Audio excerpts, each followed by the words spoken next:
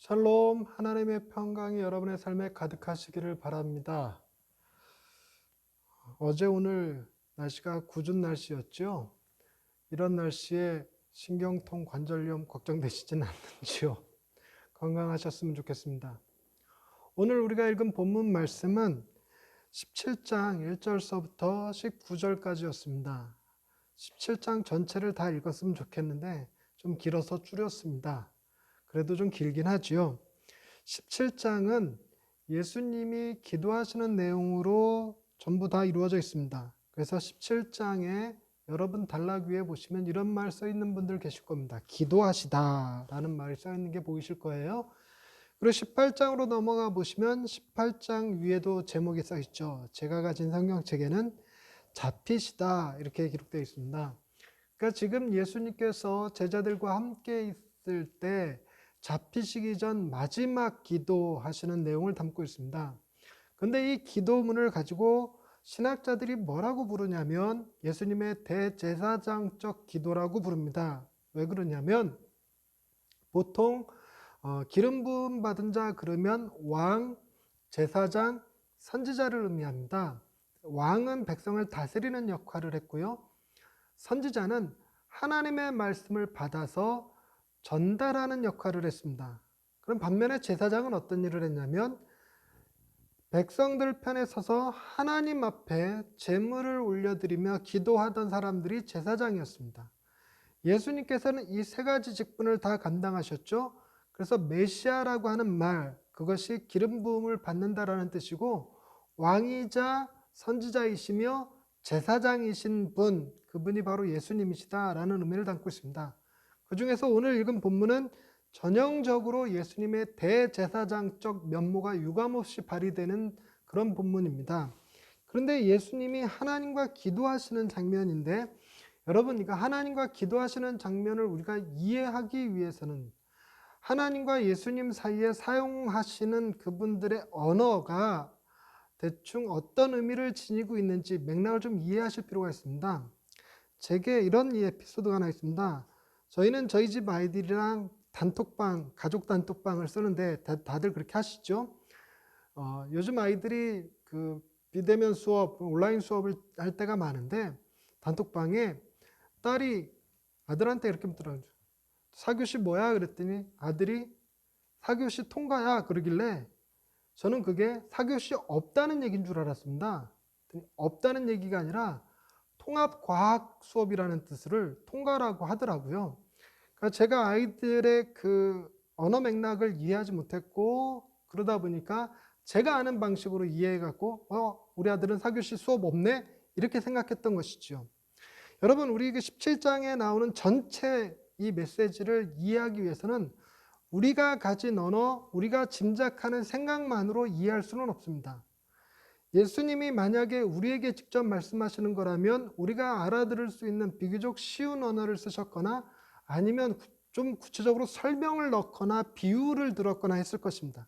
그런데 예수님이 하나님하고 직접 대화를 하실 때에는 그런 비유가 필요한 게 아니죠.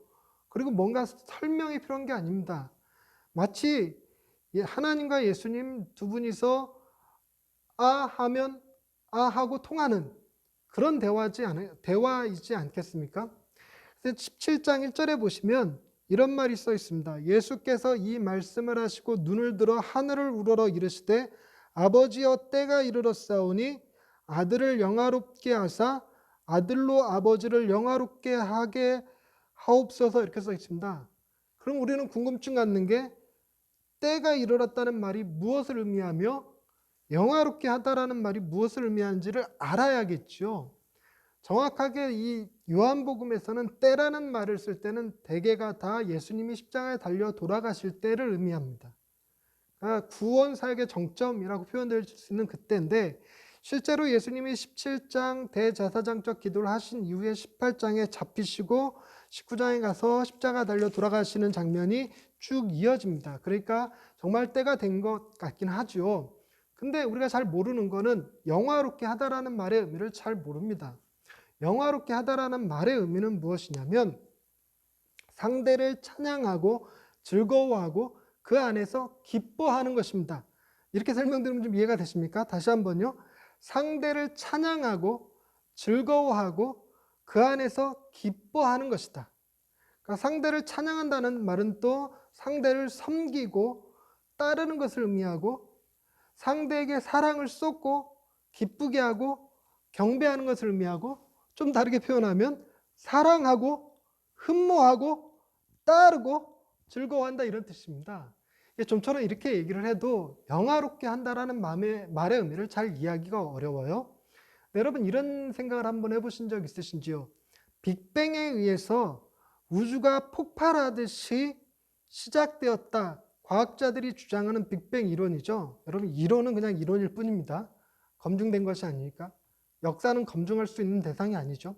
그런데 실제로 그런 생각을 할 수밖에 없었던 것은 신을 부정한 채, 과학이기 때문에 신을 부정하는 게 아니라 신의 역할은 배제한 채 생각을 해야 했기 때문에 아마 최선의 생각이 빅뱅이 아니었을까라는 생각을 합니다만, 그러면 신학하는 사람들은 무슨 얘기를 하냐면 그럼 그 태초의 시작, 빅뱅은 누가 일으켰느냐 하는 것입니다. 도대체 그 에너지가 어디서 나왔을까? 그런데 다양한 이론들이 있지만 기독교에서 얘기하는 이 하나님과 예수님과 성령님의 존재 양식, 존재 방식에는 엄청난 에너지가 있었어요. 이 에너지를 한번 연상해 보시면 됩니다. 이 에너지가 어떤 에너지냐면 삼위일체 하나님, 성부, 성자, 성령 하나님이 서로가 서로를 영화롭게 하는 관계 속에 있었어요. 그래서 오늘 본문에처럼 하나님이 예수님을 영화롭게 하고 예수님 역시 하나님을 영화롭게 한다는 말, 달리 얘기해서 하나님이 예수님을 사랑하고 즐거워하고 그 안에서 기뻐하고 예수님 역시 하나님을 사랑하고 즐거워하고 기뻐하고 섬기고 따르고 하는 거죠. 그러니 이분들 사이에서는 사랑의 관계가 그 안에서 일어나고 있습니다. 한 분이 다른 두 분을 중심으로 생각과 판단과 결정을 내리죠. 그리고 나머지 두 분 역시 마찬가지로 각각 한 분이 다른 두 분을 향해서 모든 판단과 결정을 내리고 사랑하고 즐거워합니다. 그 안에서 서로가 서로를 향한 사랑의 에너지가 마구 돌고 있어요. 이거를 두고 팀 켈러 목사님은 사랑의 춤이라는 표현을 쓰시기도 하셨는데, 이 서로 간의 사랑과 순종과 기쁨이, 섬김이 이 안에서 넘쳐나고 있으니 이 안에 에너지가 충만한 겁니다. 여러분, 우리도 가끔 그런 에너지 느끼지 않습니까? 사랑하는 가족들과 함께 그 사랑이 충만할 때 뭐든지 할 수 있을 것 같은 에너지요. 근데 그 관계가 식어버리면 아무것도 하기 싫어져요. 정말 우울해집니다. 그런 것처럼 어떤 일을 시작하기에 필요한 에너지가, 그 감정적 에너지, 그리고 감정의 교류에서 일어나는 에너지가 있죠.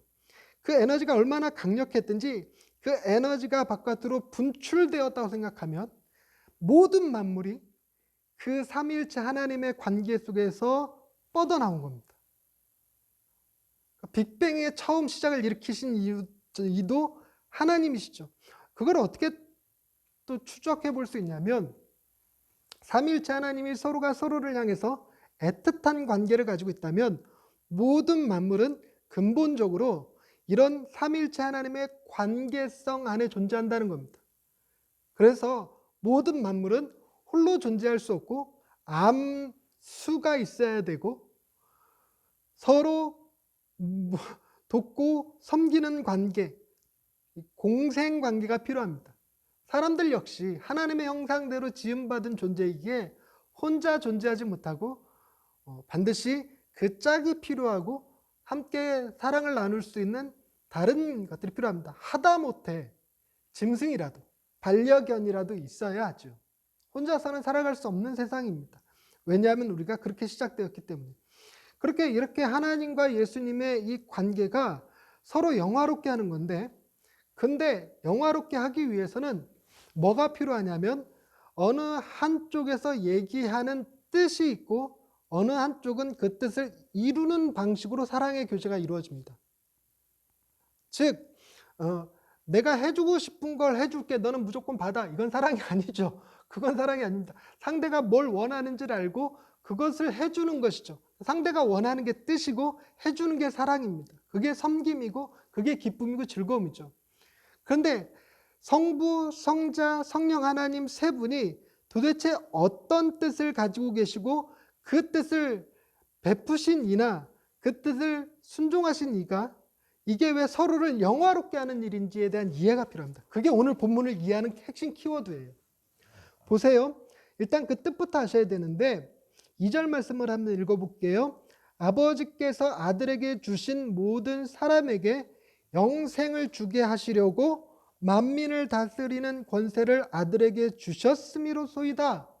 하나님이 아들을 영화롭게, 즉 아들 안에서 기쁨과 즐거움과 찬양과 이 모든 것이 다 쏟아부으셨는데 그게 뭐였냐면 아들에게 만민을 다스릴 수 있는 권세를 주셨어요. 아버지 거였는데 그걸 아들에게 넘겨주셨는데 여러분 그 아들에게 넘겨주시면서 이 권세를 가지고 손가락 하나 딱 튕겨서 전 인류를 싹 진멸시켜라 뭐 그런 게 아니잖아요.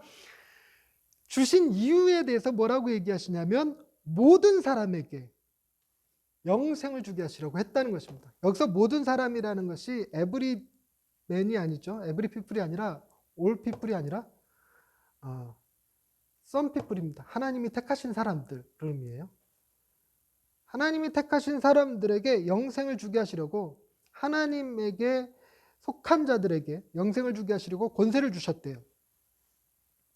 그런데 가만히 생각해봅시다. 만민을 다스리실 수 있는 권세를 지니신 이가 이 땅에 오셔서 하신 일이 무엇이며 그리고 하시려고 하는 일이 무엇인지를 생각해 보세요. 하시려고 하는 일은 아까 1절에서 읽었던 때가 가까이 왔다라는 걸 의미하죠. 하시려고 하는 일은 우리가 다 알듯이 십자가를 지는 일이었습니다. 우리의 죄가 사함받고 하나님의 자녀가 되게 하는 것이었습니다. 그거를 3절에서 이렇게 표현합니다. 영생은 곧 유일하신 참 하나님과 그가 보내신 자 예수 그리스도를 아는 것입니다. 여러분 생각해 보십시다. 영생을 주려고 아들에게 만민을 다스릴 수 있는 권세를 주셨어요. 그런데 그 아들이 만민을 다스릴 수 있는 권세를 가지고 당신에게 주어진 우리들을 하나님을 알게 하는 방식이 어떤 권력, 무력, 신비 이런 것들이었다면 우리가 하나님을 아는 지식이 어떻게 생겨나냐면 그분을 사랑이라고 생각하기보다 두렵고 무서운 분으로 이해할 가능성이 굉장히 높죠. 그래서 하나님 앞에 순종한다면 우리는 하나님이 두려워서 무서워서 자칫 저주받을까 봐 하는 순종일 가능성이 많습니다. 그건 소위 순종이라기보다 복종에 가까운 개념이죠. 근데 그것은 영생을 이루지 못합니다. 우리 안에 더 있는 두려움이 더 커지게 만들죠. 우르릉 꽝꽝 할 때 우리가 갖는 두려움 있죠. 지구 갖고 종말이라도 할 것 같이 느껴지는 그런 두려움이요. 그걸 하나님에게서 느낄 수 있게 됩니다. 근데 예수님이 그 권세를 사용하신 방식이 친히 인간의 몸을 입고 이 땅에 내려오셔서 이 땅에서 33년의 힘든 삶을 사셨죠. 굉장히 가난하게 사셨습니다. 그리고 결국은 십자가에 달려 죽으시는 방식이었습니다. 그걸 통해서 우리에게 하나님이 어떤 분이신지를 알려주죠.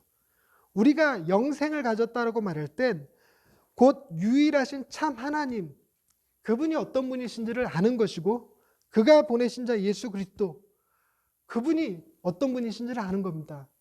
여러분, 하나님과 예수님을 두렵게 느끼신다면 영생을 가지신 게 아닙니다. 공포를 지니신 거죠. 근데 하나님과 예수님을 사랑할 수 있게 된다면, 그래서 그분을 섬기고 그분을 즐거워하고 그분 안에서 기뻐할 수 있다면, 더 나아가 그 품 안에서 안식할 수 있다면 우리가 뭐 하고 있는 거게요? 뭔 말인지 못 알아들으시겠죠? 하나님을 영화롭게 하고 있는 것입니다. 아까 제가 좀 시작하면서 영화롭게 한다라는 말의 의미가 뭔지 알려드렸죠? 다시 한번 설명할게요. 이게 굉장히 중요한 키워드니까 좀 길게 설명하는 거예요. 영화롭게 한다는 말은 상대를 찬양하고 즐거워하고 그 안에서 기뻐하는 것입니다. 하나님이 예수님을 찬양하고 즐거워하고 예수님 안에서 기뻐하고, 반대로 예수님도 하나님을 찬양하고 즐거워하고 그 안에서 기뻐하는 겁니다. 이 두 분이 존재하는 양식이 서로를 영화롭게 하는 일이었습니다. 놀랍게도 영생은 뭐냐면 우리도 또한 그분들의 존재 방식처럼 하나님을 영화롭게 하는 것이에요. 하나님이 영원하신 분이잖아요. 그게 영생이잖아요. 우리가 하나님을 알고 예수 그리스도를 알고 그분이 하신 놀라운 일들을 보면서 기뻐하고 즐거워하고 그분 안에서 찬양하고 예배하고 섬기고 따르고 하는 모든 일들이 하나님이 존재하는 방식이었어요. 그게 태초의 에너지였습니다. 그 에너지를 우리도 갖게 되는 거고, 우리가 그와 같이 하나님과 교제하는 자가 될 수 있다는 것, 그게 바로 영생이었다는 것입니다. 그래서 이 영생의 관계 속에서 하나님이 아들 예수 그리스도에게 주셨던 어떤 일이 있었는데, 그 일을 온전히 이루시고 십자가까지 지심으로 완전히 하나님의 뜻을 성취하실 것인데요, 그 예수님이 지금 하나님 앞에 우리를 위해서 중보하는 기도, 그게 대제사장적 기도라고 했잖아요. 그 내용을 이제 살펴볼 겁니다. 그 내용을 살펴보는데 여러분, 영화롭게 한다는 말의 의미를 잘 붙들고 따라와 보세요. 6절 말씀입니다. 여기서부터 대제사장적 기도가 등장을 하는데, 우리를 위한 중보의 기도문입니다. 세상 중에서 내게 주신 사람들에게 내가 아버지의 이름을 나타내었나이다. 여러분, 아버지의 이름이 뭐죠? 우리가 알고 있는 야훼 하나님입니다. 야훼라는 말의 뜻을 아시겠나요? 야훼라는 뜻은 나는 스스로 존재하는 자다라는 뜻을 가지고 있습니다. 스스로 존재하는 자라는 얘기는 스스로 존재하지 못하는 자들의 존재 근원의 의미를 담고 있어서, 이스라엘 백성들은 야훼 하나님의 이름을 함부로 부를 수가 없어서 그 이름에 담긴 뜻에 따라 스스로 존재하시는 분이시니 나의 주인이시다, 모든 존재하는 것의 근원이신 그분은 우리 모두의 주인이시다라는 의미로 주인이라는 말에 아도나이라는 표현을 썼습니다. 그러니까 예수님이 이 땅에 오셔서 우리에게 하신 일은 너희에게 주인이 있다, 그분이 곧 하나님이시다 라는 것을 알게 했다는 것입니다. 그리고 그 다음 말씀 계속 읽어보면 이렇게 써 있습니다. 그들은 아버지의 것이었는데 내게 주셨으며, 그들은, 이거 중요한 거예요. 제가 힘빡 준 겁니다. 다시 한번 예수님이 우리를 하나님한테 뭐라고 소개하는지 보세요. 그들은 아버지의 말씀을 지켰나이다. 여러분, 우리가 지켰어요? 안 지켰어요? 잘 못 지키고 살죠. 예수님이 지금 아버지의 말씀을 지켰다고 하는 제자에게 팔리고, 말씀을 지켰다고 소개한 그 제자에 의해서 부인당하시고 제자들 다 도망가고 그렇게 해서 십자가 달려 돌아가시게 될 거거든요. 이 기도가 끝나고 18장에 가서 어떤 일이 벌어지는지 보면 참 제자들 옹졸하고 치졸하고, 정말 이런 사람들이 무슨 제자야 라고 할 만큼 의리도 없고 그래요. 지 살겠다고 다 도망갔어요. 예수님 버리고. 그랬는데 그런 우리들을 향해서 주님이 하신 첫 번째 얘기가 그들은 하나님의 말씀을 지켰다는 것입니다. 여러분, 우리가 하나님의 말씀을 지켰다라는 얘기는 우리도 역시 하나님을 영화롭게 했다라는 말의 의미입니다. 근데 달리 얘기해서 정확하게 보시면요, 우리가 하나님을 영화롭게 한 게 아니라 예수님이 영화롭게 하신 그 일, 즉 말씀을 지키신 그 일을 우리의 공로로 바꿔주신 겁니다. 이걸 잘 설명할 수 있었으면 좋겠어요. 우리의 공로로 바꿔주시면 예수님이 말씀을 잘 지켜서 하나님을 영화롭게 하신 그 놀라운 사건을 우리의 것이 되면, 우리가 하나님의 말씀을 지키지 못해서 하나님을 부정하게 만들어버리는, 하나님을 진노하시게 만든 그 결과가 있잖아요. 그 결과를 예수님이 가져가 버리셨습니다.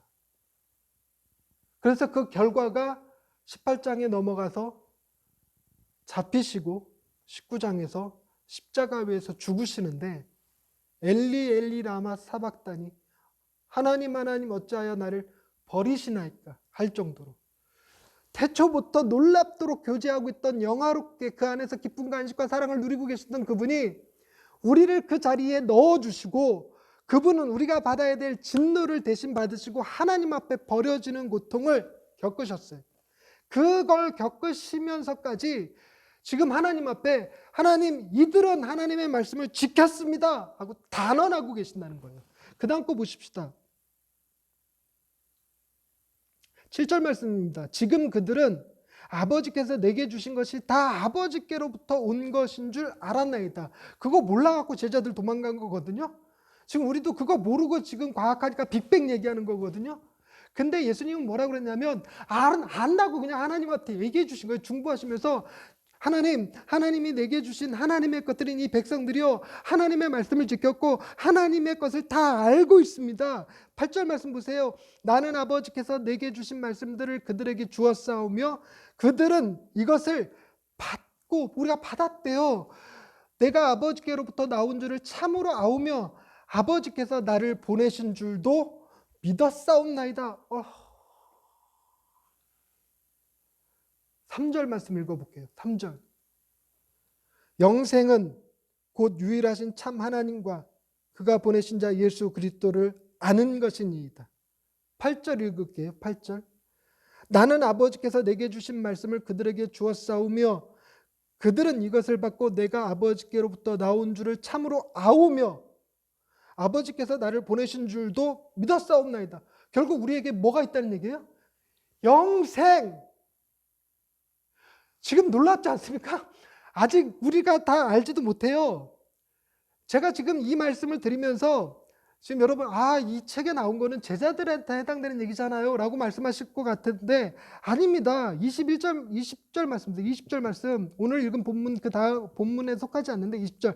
내가 비옵는 것은 이 사람들만 위함이 아니요 또 그들의 말로 말미암아 나를 믿는 사람들도 위함이니, 빼박 저와 여러분 포함되죠. 주님은 지금 단순히 제자들만이 아니라 2000년의 시간을 뛰어넘어서 지구 반바퀴를 돌아서 지금 향남 땅에 살아가는 저와 여러분까지 포함해서 이렇게 얘기하고 있다는 거예요. 하나님, 재훈이는, 하나님, 예한교회 성도들은, 하나님, 저들은 하나님의 말씀을 지켰고 하나님의 것을 알며 영생을 가졌나이다. 이렇게 얘기해 주고 계시는 겁니다. 그러면 지금 뭐가 되냐면 우리는 하나님과 예수님이 서로 사랑하는 그 관계 속에 들어가서 이제부터 예수님이 하나님 앞에 요구하는 그거를 하나님이 응답해 주실 수밖에 없는 관계 속으로 확 밀어넣어 줬어요. 우리가 복받을 이유가 도대체 뭐 있습니까? 예수님이 우리를 위해서 기도해 주시는데 우리가 받을 자격이라는 게 도대체 뭐 있습니까? 그 자격을 예수님이 만들어 주셨습니다. 우리가 행한 모든 잘못은 주님이 대신 담당하셨고요. 그래서 그 다음 말씀 보시면 이렇게 나옵니다. 9절, 이제 본격적으로 나오는 게 이겁니다. 내가 그들을 위하여 비옵나니, 이제 기도의 제목이 나오죠. 하나님과 제가 영화롭게 하는 관계 속에서 세상 태초의 그 어마어마한 창조 에너지를 가진 관계 속에서 내가 그 영화롭게 하는 것을, 영생을 내가 우리에게 주었으니 이제 내가 그들을 위해 비옵는 거, 기도하는 거 응답해 주세요. 왜냐하면 예수님 십자가를 지고 주로 돌아가실 거니까. 그 잠깐 사이 3일 동안이라도 그 내용을 한번 보십시다. 이게 너무 감동이에요. 9절 말씀, 내가 그들을 위하여 비옵나니 내가 비옵는 것은 세상을 위함이 아니요 내게 주신 자들을 위함이니이다. 그들은 아버지의 것이로소이다. 다시 하나님께로 올려드려요. 지금 예수님은 하나님께 버림받으실 거거든요. 십자가에서 엘리 엘리 라박 사박다니 하실 거거든요.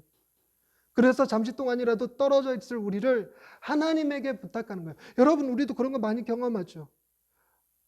돌아가시는 아버지가 아들들에게 엄마를 부탁한다고 표현하거나, 죽어가는 친구가 또 다른 친구에게 자기 사랑하는 아무개를 부탁한다고 얘기하는 거와 똑같은 상황.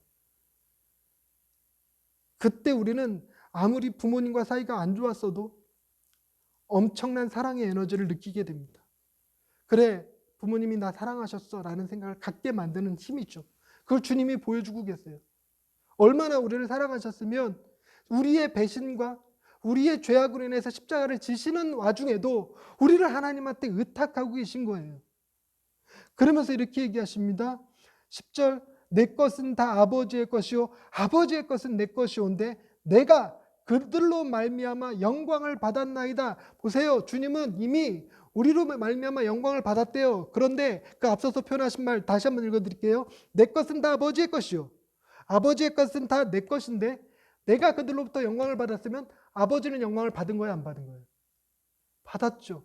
놀랍게도 주님은 우리가 하나님께 영광을 돌렸다고 표현하고 계시는 거예요. 주님이 받으신 영광을 다 하나님께 내어주시고, 주님이 받으시는 그 사랑을 다 우리에게 나눠주시고 내어주시고, 주님은 하나님과 우리를 주님의 관계 속에 확 묶어주시고, 우리의 모든 죄악은 주님이 담당하시는 거거든요.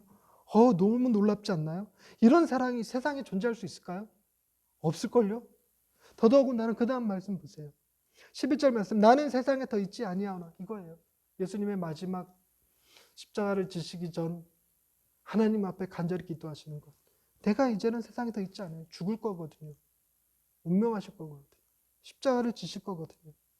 근데 문제는 우리는 세상에 여전히 있어요. 그들은 세상에 있사옵고 나는 아버지께로 가옵나니 거룩하신 아버지여 내게 주신 아버지의 이름으로 그들을 보전하사 우리와 같이 그들도 하나가 되게 하옵소서. 놀라운 표현 아닙니까? 하나님과 예수님이 태초에 창조의 힘을 지니셨던 그 관계처럼 우리도 그와 같은 힘을 가진 자가 되게 해달라는 거예요. 그렇게 지금 기도하고 계세요. 그러면서 이렇게 이야기하십니다. 12절 말씀, 내가 그들과 함께 있을 때 내게 주신 아버지의 이름으로 그들을 보존하고 지키었나이다. 그 중에 하나도 멸망하지 않고 다만 멸망의 자식뿐이오니 이는 성경을 응하게 함이니이다. 신학자들은 멸망의 자식을 가룟 유다라고 표현하기는 하는데 예수님이 딱 집어서 가룟 유다라고 하지 않으니까 그냥 짐작만 할 뿐이에요. 그런데 가룟 유다 말고는 다 뭐 제자들이 결국은 회복됐고 주님의 사랑 가운데 살아가게 됐으니까 뭐 대충 그렇게거니 생각을 하지만, 그러나 핵심은 뭐냐면 우리를 멸망하지 않게 하셨다는 것입니다. 멸망하지 않게. 그래서 멸망을 누가 대신 받으신 거예요? 우리가 받을 멸망을 주님이 대신 받으시는 거예요. 자신이 멸망을 받고 우리를 멸망하지 않게 했다는 거예요. 그리고 13절 보세요. 지금 내가 아버지께로 가오니 내가 세상에서 이 말을 하옵는 것은 그들로 내 기쁨을 그들 안에 충만히 가지게 하려 함이니이다. 주님이 하나님의 말씀을 지켜 하나님의 계명을 지켜 하나님 사랑 안에 거하는 것이 그분의 기쁨이었는데, 그 기쁨을 우리에게 주셨는데 어느 정도로 주셨냐면 맛보게 주신 게 아니라 이 기쁨 경험해봐, 나중에 니들 천국에 오면 이거 완전히 누리게 해줄게 하고 뭐 견본품, 우리 그 홈플러스 가서 먹는 걸 뭐라 그래요? 시시콘에서 이렇게 조그마한 거 이렇게 먹는, 시시콘에서 이렇게 조그마한 거 먹는, 이걸 준 게 아니라 기쁨의 한 끝이라고 본 게 아니라 주님이 그 기쁨을 내 안에 뭐하게 충만하게 폭발하게, 이게 에너지, 삶을 지키는 에너지, 우리의 공동체를 지키는 에너지, 우리가 하나 되는 에너지가 바로 그 기쁨이라는 거예요. 그 기쁨을 우리에게 충만하게 주셨어요. 그리고 주님은 십자가를 지시죠.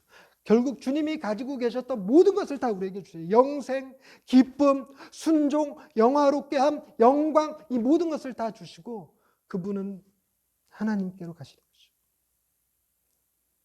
14절 말씀 보세요.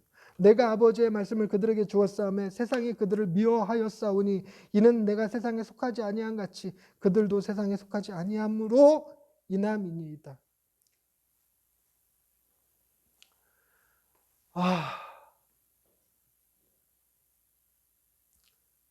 왜 그토록 주님이 하나님 앞에 우리를 옳은 자, 선한 자, 하나님의 계명을 지킨 자, 하나님을 영화롭게 하는 자로 중보하시고 당신의 기쁨을 주셨는지 알 것 같죠? 세상이 악합니다. 악한 세상에선 그리스도를 믿는 저와 여러분들을 미워해요. 기독교인들이 아무리 선한 일 많이 해도 세상은 우리를 미워합니다. 공교롭게도 코로나 시기에 더 와닿지 않습니까? 세상은 우리를 미워합니다. 그런데 견딜 수 있는 힘이 도대체 어디에 있을까요? 그게 주님이 기도해 주신 거예요. 세상이 우리를 미워하는데 그 미워하는데도 우리를 지키시기 위해서 15절 말씀 보세요. 내가 비옵는 것은 그들을 세상에서 데려가시기를 위함이 아닙니다. 여러분, 이상하게 예수 믿는 사람들이요, 예수 믿는 이유가 마치 이 세상을 떠나서 하나님한테 가는 게 목적인 줄 아는 사람들이 너무 많아요. 아닙니다. 천국 가기 위해서 예수 믿는 거 아주 틀린 말은 아니지만 그게 모든 걸 포함하지 않아요. 우리가 죽어서 천국 가기 위해서 예수를 믿는 게 아니라 예수 믿음으로 이 세상을 살아가는 힘을 얻는 거예요. 여러분, 예수 믿음으로 이 세상을 견디는 거고 이 세상을 하나님의 나라가 되게 하는 것이에요. 예수 그리스도를 믿음으로 단순히 천국 가는 게 아니라 우리가 하나님과 예수님의 관계처럼 저와 여러분이 그런 관계 속에 들어가게 하는 거예요. 그것이 이 세상을 견딜 힘이에요. 세상이 아무리 날뛰어도 여러분, 우리가 저와 여러분이 예한교회라는 이름으로 모여서 서로 예수 그리스도의 복음을 나눌 때 그때 비로소 세상을 이길 수 있는 힘, 삼일체 하나님이 태초에 가지셨던 창조의 그 에너지를 우리도 갖는 거라고요. 그래서 우리 안에 놀라운 힘이 이 지역사회를 변화시키고 이 세상을 더 악한 세상이 되지 아니하고 좀 더 아름다운 세상, 하나님이 다스리시는 세상이, 하나님이 통치하는 세상이 될 수 있도록 하는 일이 우리에게 있다. 그 힘의 에너지가. 이게 놀라운 거예요. 그러면서 보세요. 16절 말씀. 내가 세상에 속하지 아니함 같이 그들도 세상에 속하지 아니하였사옵나이다. 세상에서 미움을 받지만 우리는 어떤 존재냐?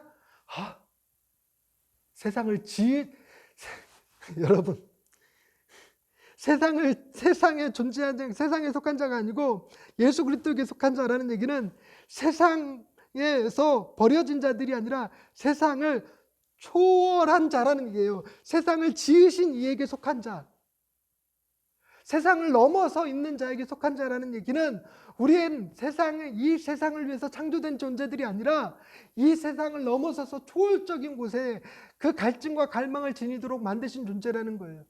여러분, 우리가 살다 보면 하나님이 아니면 채울 수 없는 갈증들이 있어요. 돈을 아무리 많이 벌어도, 아무리 맛있는 거 먹어도, 아무리 좋은 옷을 입고 좋은 차를 타도 왠지 채워지지 않는 갈망이 있죠. 그 얘기인 즉슨 우리가 이 세상을 위해서 지어진 존재가 아니라는 겁니다. 우리의 갈망은 보다 초월적인 데 있어요. 결국 그게 어디였냐면 우리가 이 세상에 속한 자가 아니라 하나님께, 그리스도에게 속한 자였기 때문이라는 것입니다. 이제 말씀을 맺으려고 합니다.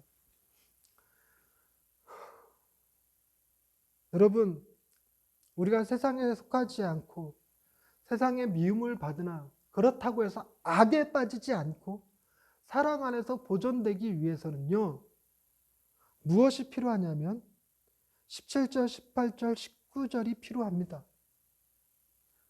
17절, 18절, 19절이 필요해요. 만약에 지금 1절서부터 16절까지를 읽고 이해하지 못했다면 17절, 18절, 19절 말씀을 이해하는데 굉장히 어려움이 커요. 17절, 18절, 19절 보십시다. 그들을 진리로 거룩하게 하옵소서. 아버지의 말씀은 진리이니이다. 여러분, 우리가 진리라는 말을 쓸 때 사람들이 오해하는 게 있는데, 여러분, 진리는 악에 반대되는 개념이에요. 여러분, 우리가 진리와 은혜를 헷갈려 하는데 법이라는 것이 있잖아요. 예를 들어서 뭐죠? 신호 위반을 하면 벌금 얼마라는 게 있잖아요. 그게 법입니다. 법. 그게 진리예요. 그런데 은혜는 뭐냐면 그 사람이 신호 위반을 했는데 벌금을 매기지 않고 도리어 용서해 주는 거예요. 그런 일이 이 세상에 존재하죠. 뭐냐면 신호 위반을 해서 딱 잡았는데 알고 보니까 뒷자리에 임산부가 타 있어요. 곧 아기가 나올 것 같아. 그럼 경찰이 뭐 신호 위반했으니까 그 임산부가 있거나 말거나 벌금 내세요 하고 딱 끝나요? 아니에요. 오히려 앞장서서 길 다 터주고요. 신호 다 막아주고요. 빨리 갈 수 있게, 빨리 갈 수 있게. 그게 은혜예요. 근데 주님이 우리에게 은혜로 거룩하게 해달라는 얘기를 하는 게 아니라 진리로 거룩하게 해달라는 얘기를 하거든요. 진리로 거룩하게 해달라는 얘기는 뭔 얘기냐면, 여러분, 우리가 은혜를 받아서 단순히 용서받은 자가 아니라 죄가 없는 자 되게 하려는 거예요. 하나님의 법이 있는데 이 법이 진리인데 그 법, 심지어는 그런 법 있죠. 마음으로 형제를 욕하는 자는 살인한 자다. 음욕을 품는 자는 간음한 자다. 이렇게 섬세하게 만들어진 내 마음에 드는 악한 생각들까지 다 포함해서 하나님의 진리를 딱 들이댔는데, 그럼 우리 죄인이잖아요. 완벽하게 죄인이잖아요. 근데 주님 뭐라고 하냐면 그런 우리를 은혜로 대하여 달라는 게 아니에요. 진리 그 자체로 거룩하게 해달라. 우리가 지은 모든 죄는 주님이 담당하실 거니까 우리는 의로운 자입니다. 세상이 우리한테 뭐라고 하든 우리는 세상과 달라요. 우리는 의로운 자예요. 여러분, 이 진리가 우리를 거룩하게 하는 거예요. 여러분, 우리더러 진리를 지키라고 얘기하는 게 아니라 하나님에게, 하나님, 저들이 세상에서 이기게, 악에 빠지지 않게 보존되게 하기 위해서 하나님, 당신의 말씀으로 저들을 거룩하게 해 주옵소서. 여러분, 우리는 거룩해진 거예요. 주님이 목숨 걸고 행하신 일입니다. 그리고 하나님이 그 예수님과 동일한 뜻을 갖고 계셔요. 그게 영화롭게 하시는 두 분의 관계입니다. 18절 말씀, 아버지께서 나를 세상에 보내신 것 같이 나도 그들을 세상에 보내었고. 여러분, 우리가 여기 왜 존재합니까? 이 세상을 지으신 이가 우리를 거룩하게 하시고 세상 가운데 보내셔서 우리가 이 자리에 있는 거예요. 우리는 이곳에서 살아가지만 우연히 태어난 존재가 아닙니다. 아메바에서 진화해갖고 인간이 된 게 아니에요. 그저 어쩌다 보니 제가 태어난 게 아닙니다. 우리는 명백하게 예수님의 어떤 의도와 목적을 가지고 우리를 거룩하게 하신 후에 세상에 보내신 자들이에요. 여러분, 우리가 바로 그런 자들입니다. 이 정체성을 명확히 가지십시오. 세상과 맞서 이길 수 있는 힘, 악에 빠지지 않을 수 있는 힘, 우리가 서로 사랑할 수 있는 힘, 그것은 우리를 보내신 이가 예수님이라는 사실을 기억하는 거예요. 근데 놀랍게도 28절 말씀은 또 3절과 연결되죠. 제가 18절 말씀 읽고 3절 말씀 읽을게요. 아버지께서 나를 세상에 보내신 것 같이 나도 그들을 세상에 보내었고. 3절 말씀, 영생은 곧 유일하신 참 하나님과 그가 보내신 자 예수 그리스도를 아는 것입니다. 여러분, 예수님이 하나님에게로 가셔서 예수님이 곧 하나님 되시죠. 그리고 나서 그 예수님의 자리에 누굴 넣어줬어요? 우리를 넣어줬어요. 하나님이 예수를 보내셨듯 예수님이 우리를 보내셔요. 우리는 그런 존재입니다. 이 세상에서 주눅들어서 살아갈 존재가 아닙니다. 우리는 이 세상에서 영생을 소유한 자고 하나님의 보내심을 받은 사람들입니다. 주님의 보내심을 받은 사람들입니다. 19절 말씀입니다. 또 그들을 위하여 내가 나를 거룩하게 하오니 이는 그들로 진리로 거룩함을 얻게 하려 함이니이다. 여러분, 또 그들을 위하여 내가 나를 거룩하게 하오니, 거룩하게 한다는 말은 주님의 말씀을 하나님의 말씀을 지킨다는 거예요. 그 마지막 지킨다는 내용이 뭐죠? 십자가를 지는 일이었습니다. 십자가를 지는 일. 주님이 지신 십자가로 우리가 거룩함을 얻게 했다는 겁니다. 거룩함을 얻게 하려 했다는 겁니다. 여러분, 세상에서 승리할 수 있는 힘이 거기에 있습니다. 우리는 거룩한 자입니다. 이걸로 뭐 할까요? 마지막 26절 말씀 읽고 마칠게요. 26절 말씀 보세요. 내가 아버지의 이름을 그들에게 알게 하였고 또 알게 하리니 이는 나를 사랑하신 사랑이 그들 안에 있고 나도 그들 안에 있게 하려 함이니이다. 이게 예수님의 대제사장적 기도 맨 마지막 구절입니다. 사랑하는 성도 여러분, 저와 여러분은 하나님이 예수 그리스도를 사랑하신 그 사랑을 지닌 자입니다. 달리 얘기해서 세상을 창조하는 폭발적인 에너지를 가진 사람들이에요.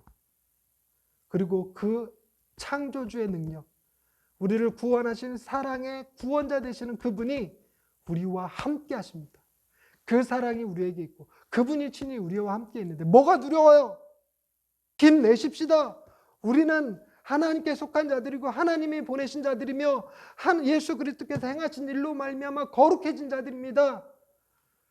그러니 우리 서로 하나 되어 사랑함으로 이 안에서 놀라운 에너지를 만들고 그 에너지로 세상의 악에 빠지지 않고 세상 가운데서 하나님이 주신 사명들을 잘 감당하며 살아가실 수 있게 되기를 주님의 이름으로 축원드립니다. 기도하십시다. 하나님,